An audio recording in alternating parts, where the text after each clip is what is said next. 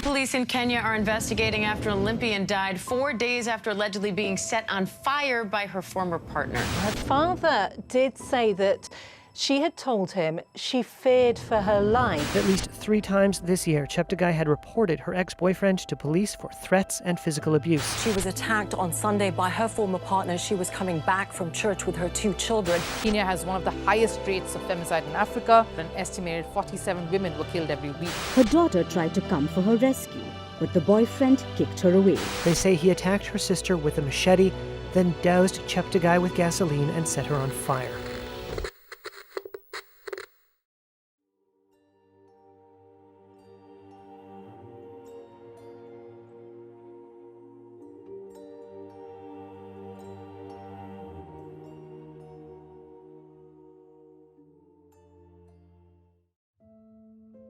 This is 36-year-old Kenyan Maureen, who narrowly survived what many women endure in some African regions. 36-year-old Maureen Atieno Omolo takes down the laundry outside her home in Nairobi, Kenya. The scars on her face and hand tell the story of her survival. I shielded my face with my hand when I realized that I was in danger and started pleading with him to not kill me. He said to me that he was ready to go to jail, but first, he was going to finish me once and for all. Uganda's women's marathon record holder and Olympian Rebecca Cheptegei suffered a fate even worse than her, for she was brutally murdered by the hands of her misogynistic ex-boyfriend Dickson. In northwestern Kenya, where Cheptegei used to live, said that she was attacked on Sunday by her former partner. She was coming back from church with her 2 children.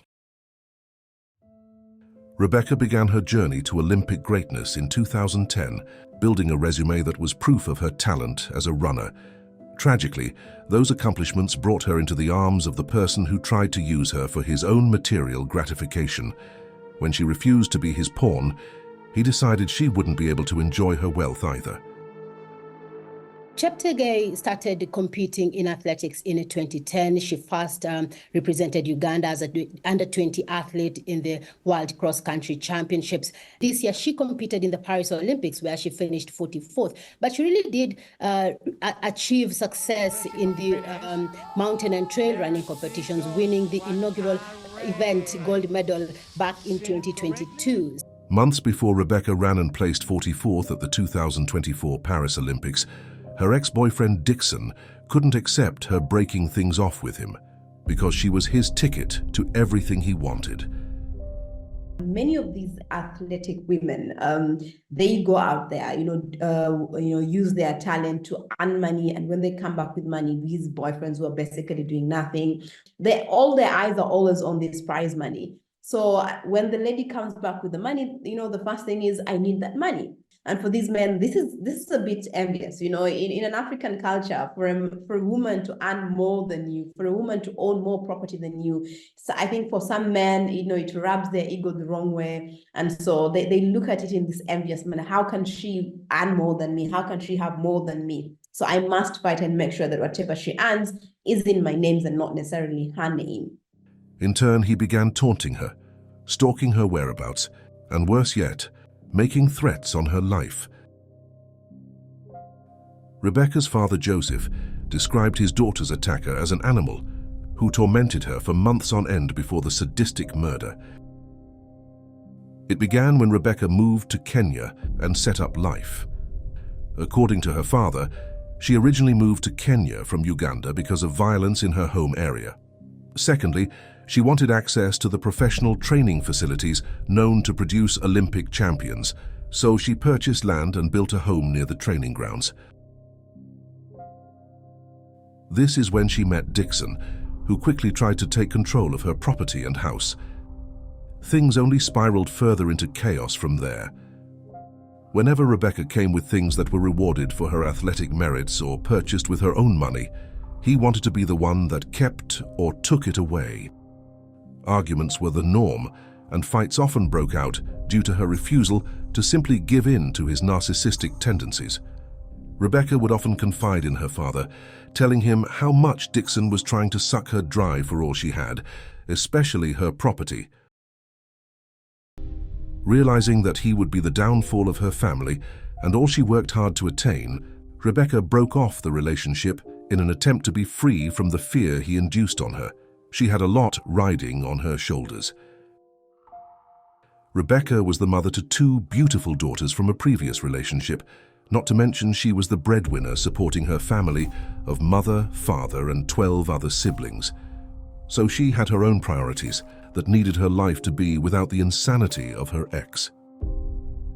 However, Dickson was furious at her attempt to escape the relationship, even more so to cut him off from her wealth and property.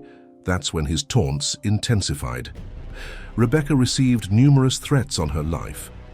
Earlier in January, Rebecca suffered a beating at the hands of Dickson, and he wanted to cut her up. Luckily, that time her brother was around to come to her aid. At this point, many would ask, why didn't she report the problem to the police? Well, that's the thing. She did. Joseph told Reuters Rebecca ended the relationship with Marangach in January. He alleged Marangach beat her up, broke her phone, and sent men to try to intimidate her into handing over her land and house. Her father said that at least 3 times this year, Cheptegei had reported her ex-boyfriend to police for threats and physical abuse. And he blames police inaction for his daughter's death. A police officer with the Department of Criminal Investigation confirmed to officials that the family had lodged complaints of attacks and threats at the local police station. And she was a jolly girl, very personable, but we also found out that she'd been having troubles with her partner in Kenya. Domestic issues, and I think she had lodged a complaint with police. We never thought that it would become this tragic. On Friday, August 30th, 2024, Rebecca would report her abuse and fears to the police for the last time. Sadly, instead of helping, they again made light of the severity of her situation, sending her away and telling her to return on Monday. But time ran out for Rebecca on Sunday, for Dickson made good on his threats. That morning, on September 1st, Rebecca got up as accustomed to go to church with her 9- and 11-year-old daughters. They got ready and made their way out without any knowledge of the horror waiting on their return.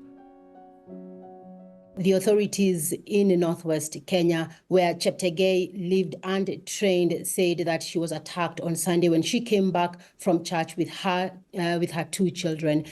Rebecca's ex-boyfriend Dickson snuck into her home around 2 p.m., armed with 5 liters of petrol to carry out his premeditated, merciless attack. He hid in a poultry house and waited patiently to strike. In hindsight of what happened next, a close friend of Dickson recounts the moments right before he set out to commit the merciless murder. Dennis Chepkongan is a retired runner who knew Cheptegei and was friends with her ex-boyfriend, Dickson Marangach. He said he advised Marangach to stay away from Cheptegei after the breakup.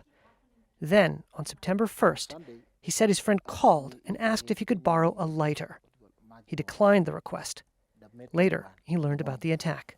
Little did I know that maybe he was going to use it to burn Rebecca. The clock was ticking, but he wasn't deterred. Finally, his prey showed herself. Rebecca's father detailed what happened from the forward to reporters. Around 3 p.m., Rebecca returned home from church with her daughters, not knowing Dickson was lurking close by, stalking her every move. Her daughters went outside to collect their clothes from the hanging line because it was about to start raining. All the while, Dickson went unnoticed in the chicken coop. Rebecca usually prepares the chicken coop with gunny bags for the chicken to lie on, so he knew she would come to that location. As she approached and opened the coop, out sprung her ex-boyfriend Dickson with the petrol in hand. Neighbors heard a loud argument erupt about ownership of the land she bought and built her house on. Then the unthinkable came. Screams echo moments after the short burst of arguing voices. It was the screams of Rebecca as Dickson doused her with the petrol and lit her ablaze. As he was so much in a rage to do her cruelty, Dickson also spilled petrol on himself in the process and accidentally caught fire. One of Rebecca's daughters witnessed the assault on their mother and ran to give aid and put the fire out, but Dickson kicked her away. Reports suggest the couple was heard quarreling outside. The argument is said to be about their house, one that Rebecca owned. That's when her partner bought a container of petrol. He poured it on her, he set her on fire. Her daughter tried to come for her rescue, but the boyfriend kicked her away. Unable to get to her mother, she immediately cried out for help, attracting a neighbor who came rushing in. The neighbor tried to extinguish the flames with water, but the fire kept raging. The father claimed that Rebecca's sister was also in the house at the time, and she called out to her for help, shouting to bring a blanket to put off the fire. But Dickson, who was armed with a machete, chased her away, leaving Rebecca to the wrath of the flames.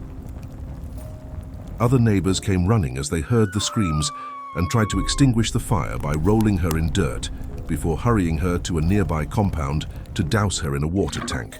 Finally, the flames subsided, but the damage was extensive. Rebecca suffered 80% of burns to her body and was also suffering from smoke inhalation. Dickson made his escape through a banana plantation, leaving his ex-girlfriend, an Olympic star, to perish. Neighbors say the suspect fled into a banana plantation, leaving Cheptegei for dead. Neighbors rushed her to the hospital at Kitale County Referral Hospital, while Dickson, who suffered 30% burns to his body, took himself. Family members rushed to the hospital, tears and mourning suffocating the breath from their lungs as they prayed Rebecca would survive the attack. Tempers began running high because, according to the family, the hospital she went to before being transferred left her untreated for hours in the critical condition she was in. The family also alleges negligence by a hospital in Kitale, as their kin reportedly went for hours with no treatment. Back at the crime scene, scorched parts of the ground show glimpses of the aftermath of the ruthless attack. Police collected a 5-liter jerry can, a bag, and a black Marvin believed to be for Dickson, and a burnt mobile phone believed to be Rebecca's at the scene for forensic analysis. She came in critical condition, and by the time she arrived in the outpatient from Kitale County Referral Hospital, she really needed to be in critical care immediately. So within 30 minutes, we were able to reach her. She's already intubated and is in critical condition. The amount of burns on the body is about 80%, which is really, really severe. Detectives were working the crime scene, and doctors were operating on Rebecca. All this time, she was fully sedated. 4 days of worry would go by. To her family and every fan of her legacy, it felt like 4 years of waiting and hoping she would pull through. On September 5th, things took a turn for the worse. Rebecca's organs were collapsing. Doctors knew it was only a matter of time and contacted Rebecca's father at 5:30 a.m. to say goodbye to his daughter. Sadly, by the time he arrived, her soul had already passed on. Rebecca Cheptegei succumbed to the injuries suffered by the evil actions of her ex-boyfriend. With deep burn wounds covering most of her body, Cheptegei succumbed to her injuries. She had severe burns over a significant portion of her body.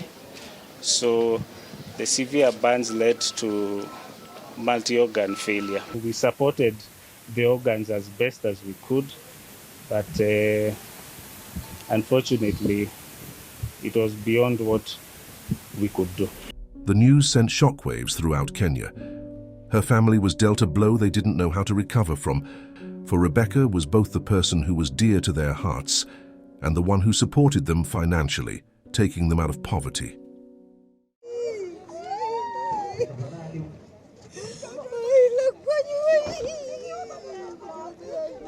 Athletes were torn by the news and shared stories of the charity work Rebecca did in helping athletes in need while they mourned her murder.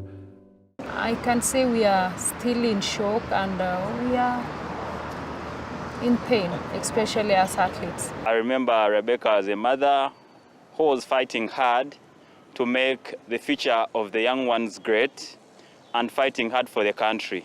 Cheptegei, Rebecca would still do us some more. It's unfortunate that we've lost her, and the manner in which she died really pains us.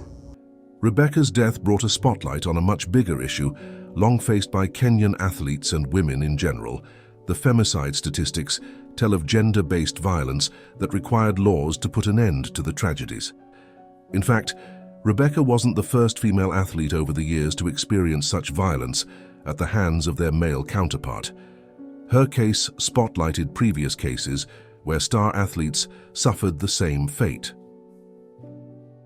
But here's the scary part. This is not a one-off incident. A country that is known for producing world-class runners has seen a pattern of these very female athletes being targeted often. Cheptegei isn't the first woman athlete who has been subjected to violence in Kenya. There have been many horrific incidents in the near past concerning female athletes living in Kenya. Just 2 years ago, Damaris Mutua, a runner who represented Bahrain, was found strangled in a home with a pillow over her face. Mutua also used to stay in Ithon and train with her boyfriend, who is missing ever since the incident took place. And just 6 months prior, before Mutua's murder, a decorated runner, Agnes Tirop, was killed in the very same town, Ithon. She was 25. She was found stabbed to death also in Ithon. Her husband is actually on trial for her murder. The worst part of this tragedy is that Rebecca's 9 and 11-year-old daughters witnessed their mother engulfed in flames, screaming in pain. The trauma has since left them crying in agony under the care of their grandmother. As the nation mourned, their heads now turned to justice for Rebecca. We are here to mourn with the family of Rebecca. We are here to mourn with the families of every athlete who has been a victim of femicide, knowingly or unknowingly. But we are also here to call on the government and to ask that we deserve better, to ask that women need to be treated better. The only thing I can tell men is we need each other. Let's be mindful about our lives. Ending someone's life is not solution at all. We are guilty as government, but also the community is guilty. It is not true that we did not know, even in the local community, that Rebecca was facing family problems. That justice would soon arrive for some when the ex-boyfriend Dickson succumbed to his injuries on September 9th.